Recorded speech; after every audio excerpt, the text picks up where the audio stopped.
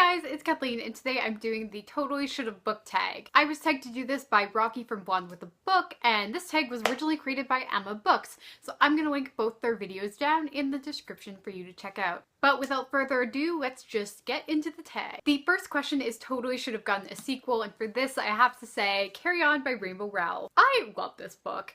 It's cheesy. It's basically Harry Potter fanfiction. Like, at 100%, it's Harry Potter fanfiction just retold in a different way. But I love it. I just think it's so good and so heartwarming and fluffy, and it just gives me joy and so many good feelings. I love Simon and Baz very deeply as characters. I have to say the first 150 pages of this book are not super exciting, but I just enjoyed Rainbow Rowell's interpretation of a magical world based off Harry Potter. I thought it was really interesting. I love these characters. I would literally read a whole book about them just hanging out and making breakfast and eating breakfast and hanging out in their apartment while they eat breakfast. Literally, it's just, I just want a novella of these two just hanging out and doing their thing and living their best lives, because that's all I care about, because I just love them so much. Question 2 is Totally Should Have Gotten a spin-off series, and for this I would 100% say Solo from Our Dark Duet by Victoria Schwab. Solo is a genderless Sunai, and they are such an interesting character. They're very different from August, who is very feeling and very emotional despite the fact that he's technically a monster. They're very much a soldier and they just see things as a way of business, and honestly, I just want a spin-off series about this whole universe. I know that we just got the duology, but I want more. I've wanted more pretty much since I finished it. I love this series so much. It's so good. I know we probably wouldn't get more books about the main characters, but definitely about the other characters in the world. I would love to see more about them. Question 3 is an author you think should write more books, and I really don't have a really good answer for this, so I'm gonna say that I want Rainbow Rowell to write another YA book or another adult book, whatever. I don't really read graphic novels myself, and I'm sure her graphic novels that she's currently writing are absolutely amazing, but they're not usually something I gravitate towards, especially not superhero ones. So I just want Rainbow Rowell to do another book that I can love, because I've never read a book by her that I didn't love. So yeah, she needs to get on that and write me some more books, because apparently I'm important. Question 4 is a character totally should have ended up with someone else, and I feel like I'm not living true to the spirit of this question, because I'm really just picking one where I just don't like the way the main pairing in this book was done, and don't think the main character should have ended up with this person. They should have just ended up with practically a million other people. I don't know.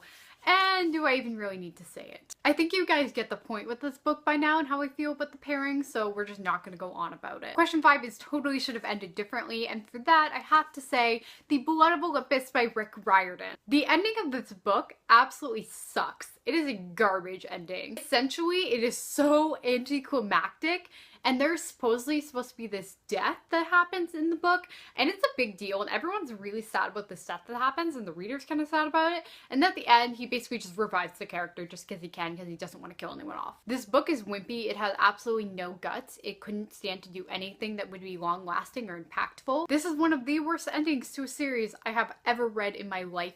It was awful, and it felt like Rick Riordan was just writing this one to get to the next series, The Trials of Apollo, and that's pretty clear to me because that series is 10 times better than this one was. So yeah, I think this book could have ended better in a million different ways. Number 6 is totally should have had a movie franchise, and for this, I can think of nothing else than The Lunar Chronicles by Marissa Meyer. I love this series. I think it's so fun. It's one of those ones when I first read it, I really had no expectations for it and I thought I would never love it. Hi, that was actually the topic of one of my first videos, fun fact. But then I did love it and I completely fell in love with the characters. It features my favorite trope, which is the band of misfits who get together and have to save the world, and it's so much fun and they all bond while they're doing it. Oh my gosh, I love this series. This is a very joyful series. You'll be so happy at the end of it and feeling so triumphant when everybody finally succeeds and beats the bad guys, and I just think it would be really cool on screen. I think the world would be very interesting visually, and I'd love to see the actors actually portray the characters.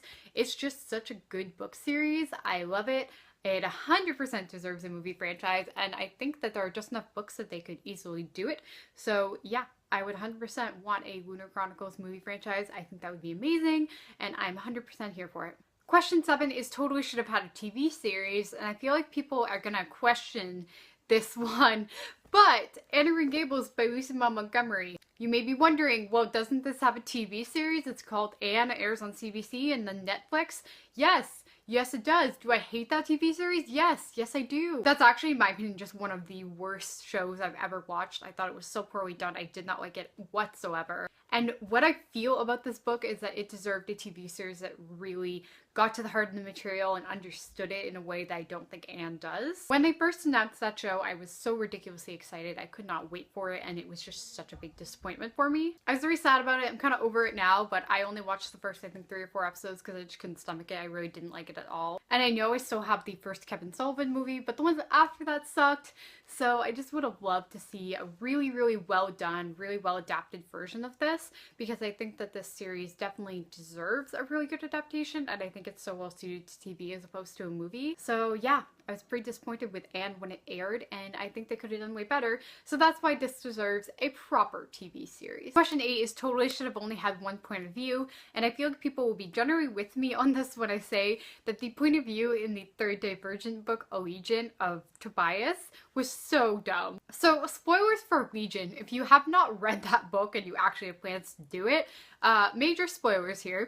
So basically Tris dies at the end of that book. I'm sure you guys all know this by now. And throughout the book, Tobias, her boyfriend, has had this point of view. And essentially the only reason Veronica Roth did it queerly was just to continue on the story after Tris dies, so we can actually have a narrator. So essentially she was just justifying her poor choice in writing by having this narrator that we didn't need.